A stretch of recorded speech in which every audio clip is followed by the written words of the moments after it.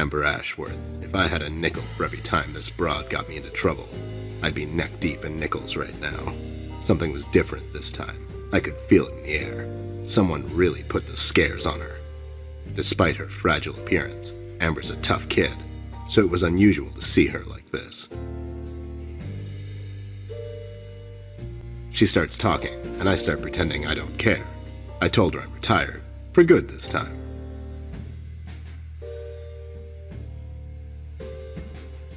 Fell on deaf ears again. Anyway, she starts talking about Millie, Paper City, her brother, and all that jazz, and I'm wondering how many times we've gone through this before. You see, we have this routine where she asks me for help, as she always does, and I play hard to get, as I always do. Eventually, I give in. We've done this so many times I've lost count.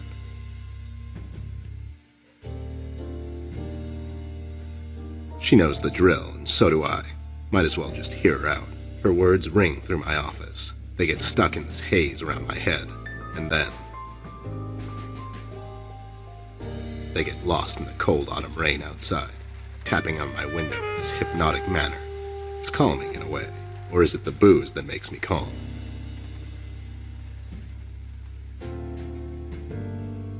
Not much to do when you're retired, and hobbies were never my cup of tea. I know her standing in my doorway with her lady in distress shtick means bad news for me, and yet I know I'm in for it again. The sun is slowly setting and the rain gets heavy. The news said there will be a storm tonight.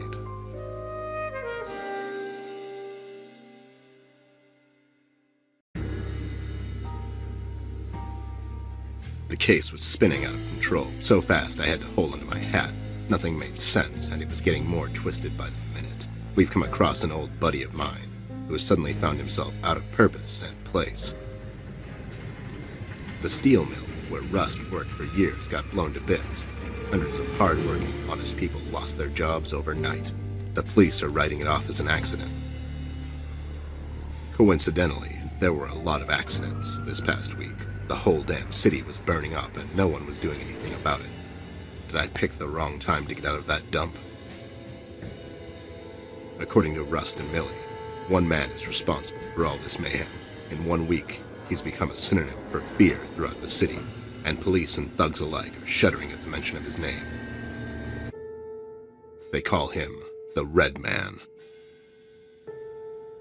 I have a strong feeling in my gut. It's all somehow connected. My retirement, the fires, and the official cover-up. What happened to Flint, the Red Man? It's all leading to her. I feel she is the key to all of this, the last piece of the puzzle I have to solve. Does she know more than she's led me to believe? Or have I let my suspicions get the better of me? It's hard for me to admit this. It's also downright stupid.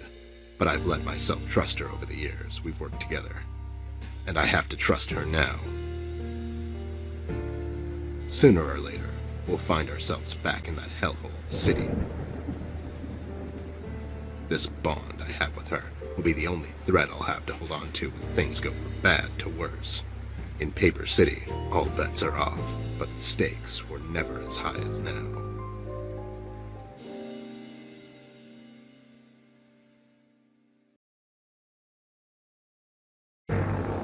Millie, Rust, and the mugshots all escaped through the East Tunnel.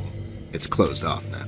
We've heard from several sources now that the police commissioner had ordered a lockdown. I was starting to wonder, was it to keep everyone at bay till they catch the person responsible?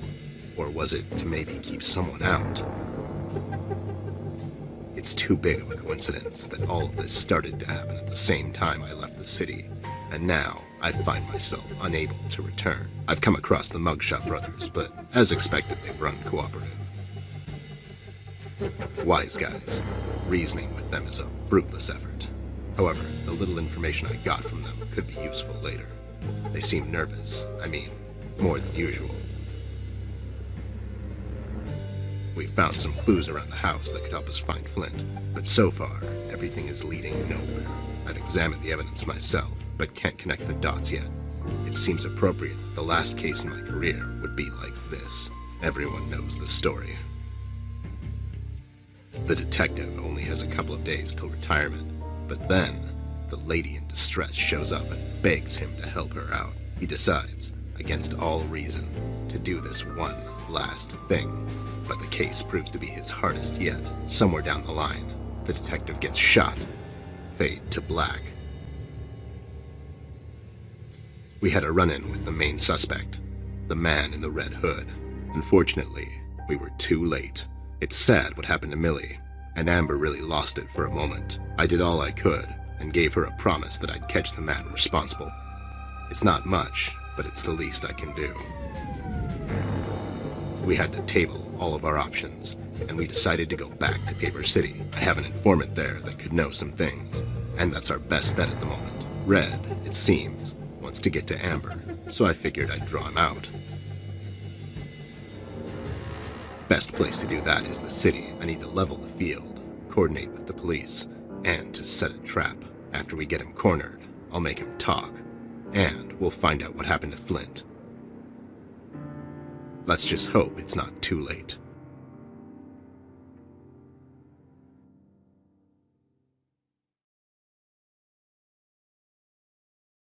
Paper City. I always had kind of a love-hate relationship with this place, I have to admit, and hand it to Amber. She really made this city feel the way it's supposed to be. It's gritty, dark, dirty, and unforgiving. But most of all, it feels alive. It's almost as if the city itself could be a main character in some forgotten script on the desk of a writer who shot himself before he could write an ending. Everyone here's got a story to tell, and if you lend him your ears for a couple of minutes, you can find out just about everything. And in these dire times, that's the main reason why I decided to return. Well, at least I keep telling myself that. I have to admit, it feels good to be back. It feels right. Paper City makes sense to me. People here, they make sense to me. It was good to see Betty again. I would never say this in front of her, but I miss her sometimes, and I messed up. I did. It's good to see she's fine and well. She's always had an admirable joy for life, and I'm glad that hasn't changed. CBG, on the other hand, is getting worse by the day. Most of the time, he just raves on about seagulls and other nonsense. It's a shame, but he always had a nose for sniffing out the bad, especially in this rotten place. Our best bet now is to retrace his steps and see if he overlooked anything. My gut tells me we should follow the steel mill lead, but the doll insists we seek out Tiger and Jones first. I have little faith in this voodoo nonsense, and I'll play along for now.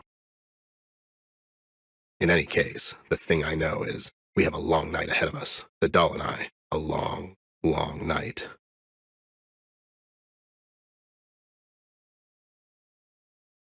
As I suspected, seeking out Tigran was a waste of time. We came to a dead end, literally and figuratively. It got the doll mad.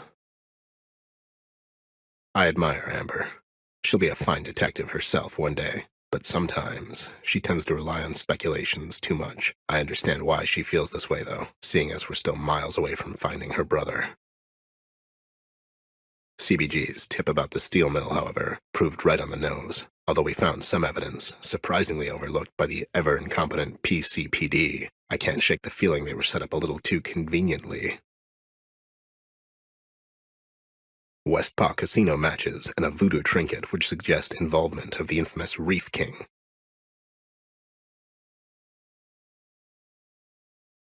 King is as smart as he is ruthless. And it seems to me leaving all that obvious clues around doesn't really fit the MO of a man who eluded the hands of justice for most of his life. Something was fishy about all of this, but it wasn't the shark. This whole Red situation seems like a perfect opportunity for someone to hide their tracks, someone with highly political ambitions. Daniel Mills is a politician through and through, no doubt about it. I've known Daniel for a long time, but knife to my throat, I couldn't tell you 3 things about him that you couldn't read in any newspaper. That's why I could never trust him, and I don't trust him now. If the pig and the shark think they can turn Paper City into their own political battleground at the cost of people's lives, I'll take them both down. And What are you doing? Nothing. don't worry about it. Why are you sitting in the sound booth alone? Were you doing your diary thing again? It's not a diary. I needed some time to think. Can you close the door? Fine, can you hurry up? We have a case to solve. You can record your little diary later. Will you just... God damn it. I lost my train of thought. Might as well just wrap it up. Relax, geez. Take your time, Anne Frank. She ruined it. Can you cut that out in post? Sure thing, buddy. I'll definitely remember to do that. Anyways, all the clues seem to lead to the Westpaw Casino, so I'll play ball for now. Let's just see how all of this plays out, and eventually how deep-fried this surf and turf dish really is. Hopefully, come dawn, we'll be one step closer to finding Flint than we are now.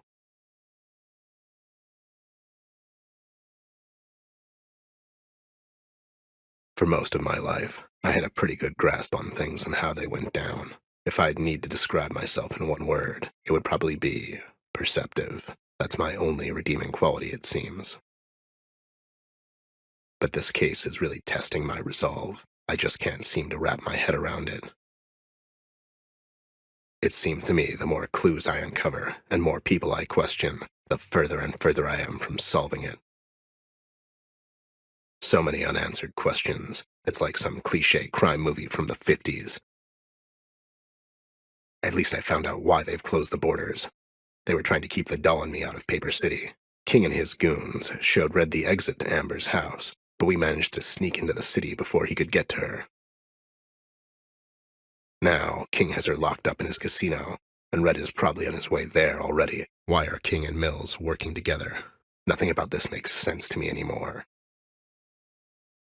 Am I losing my mind? And am I looking for reasoning in the city that will offer me none? What the hell is going on here? And most importantly, where is Flint? Has Red done something to him so he could draw out Amber? Why is she so important to him? It feels like I'm drowning under waves of uncertainty. I need to get some outside help. It is said when a man loses his way, he often finds salvation in things he never considered before. Seems right up my alley.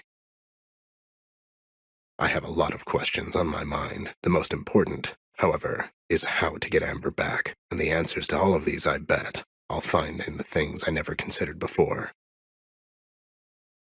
It's time to find Tigran Jones.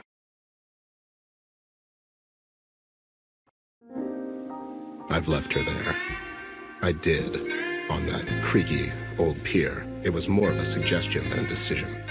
I was walking slowly, just waiting for her to turn around, to yell at me to come back. Anything. She didn't. I've come to expect that from her. She's really headstrong. Difficult. Thomas, I can see traces of you in her eyes. The same look. That same twinkle when adventure calls, but most of the time, she just marches on to the beat of some other drummer. The one I can't hear so well anymore. I made a promise to you. Back then, when she was born, promises and old age don't go well together. She's constantly getting me in tough spots, and it's getting impossible for me to keep up. It was easier with you. We thought we could really make a difference. You and I, remember? We thought we could clean up this dump together. But then, you changed. You grew up. It happened so fast. With Amber, I feel she can do it all on her own. And I'm just here for the ride. I'm not blaming you. I never did.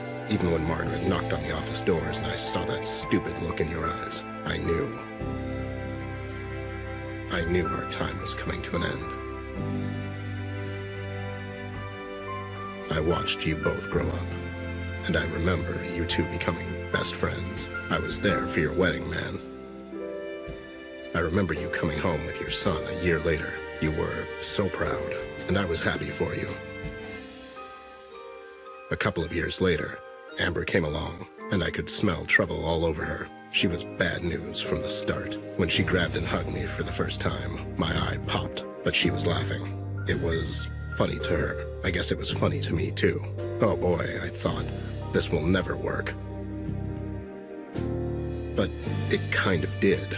I admire her in a way. Everything is new and exciting to her, and she embraces life with both hands until its eyes pop out. As King said, she really is something else. You made me promise I would always keep her safe, and God knows, I tried even though she wasn't making it easy for me. I can tell you that much. This thing that's happening to her now, I feel she has to do this on her own. Besides, she said it herself. She doesn't need me anymore, and I need her as I need a bullet to my head. What I do need is a drink. I think I earned one after all.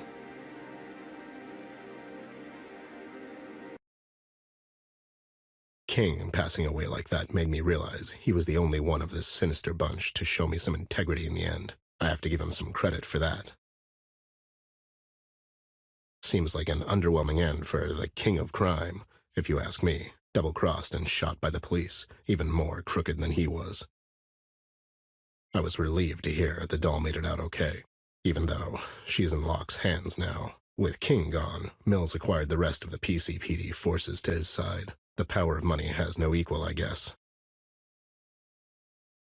I know Locke. I served under him in the Great Pillow War of '38. He's competent, intelligent, disciplined, and the only man in this goddamn city that can actually follow up on his threats. I remember the day he was promoted to the chief of police. I thought he was a great choice. We all did. What a bunch of idealists we were. The years that followed took their toll on Locke. He was becoming more shady in his operations. Soon enough, it was impossible to distinguish his actions from the ones he was so rigorously condemning in his speeches. Now, he's nothing more than a common criminal, a dangerous one at that. With every thread I unravel, the outcome seems more bleak. Not only do I have to worry about a lunatic arsonist in the loose, now I have an entire goddamn police department to deal with. I can't get blindsided by all of this. I still have to find Amber. If what King told me holds any merit, seems logical, Locke would bring the doll back to the precinct for questioning, just long enough for Red to conveniently find his way there. I have to get there fast, but that means I won't have any time to prepare my next move. It's time to find out if an old bear can still think on his feet. CBG has gone off the radar. I could really use his help right now. Things are finally starting to make some sense, and I use the term very loosely. Mills has gone insane out of fear. Both him and King thought they could use Red for their own gain. It was already too late when it dawned on them. He can't be reasoned with. Red kept on rampaging, and the only way to stop him is to deliver him the only thing he wants. I'm left wondering if Red really gets to Amber, what'll happen then? It feels like I'm running towards a cliff with a blindfold on. But if something happens to the doll in the meantime, will there be a bridge for me at the end? Will there be any bridges left? At all?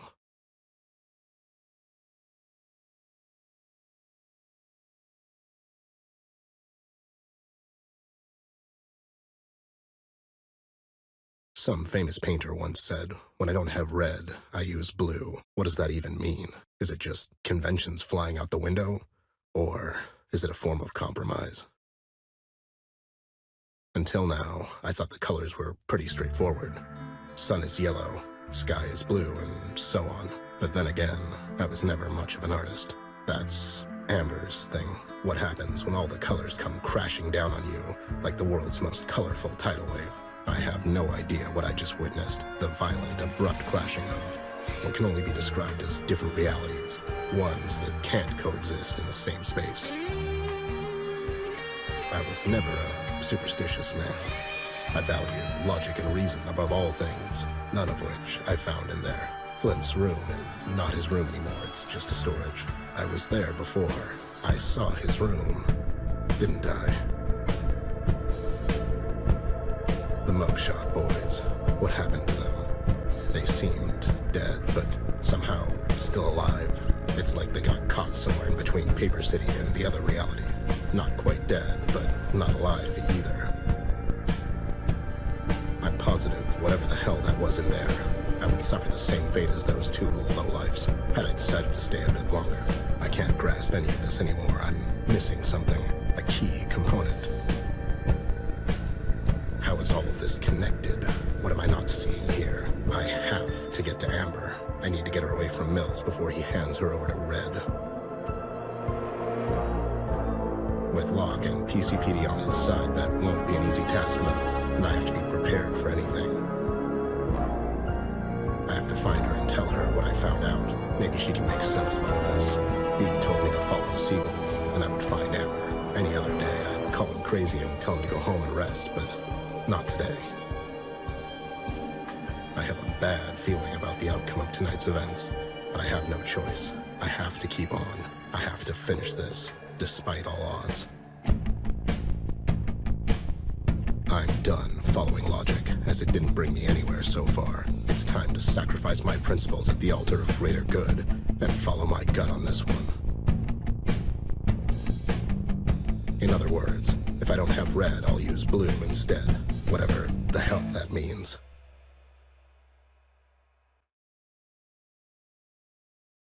I can't remember the first time we met.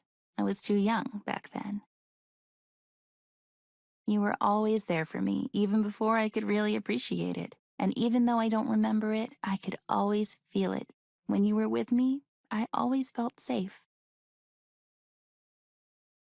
Protected. What do I do now when life gets scary? Who do I go to when I'm sad? Who's going to sit with me on my bedroom floor and laugh at my attempts to draw a horse or listen to my bad jokes? Mom and Dad have so much on their minds lately, and I can't always run to them for every little thing. I could rely on you for that. I could. It was you who left, but a part of me went away with you as well.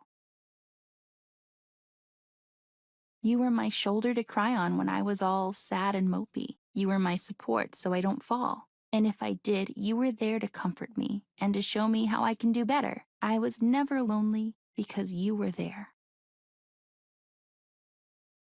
You knew all my secrets, fears, hopes, and plans. You scolded me often when I would cross the line, and you always gave me advice. You taught me so many things. And in a way, a lot of what I learned about life, I learned through you, with you. When we went on adventures together, those were some of my favorite days.